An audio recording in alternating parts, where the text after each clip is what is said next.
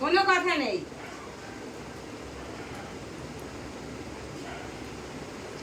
ও কেন, কিসের জন্য ওইদিকে যাবি? হ্যাঁ,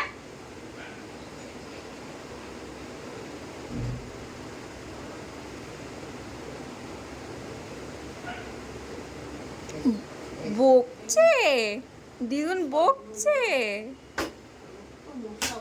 তুমি কি করেছো? তুমি চলে যাচ্ছিলে কেন বিড়াল দেখে বাইরে?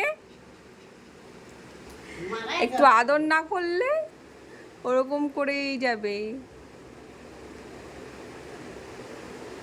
বেশি আদর।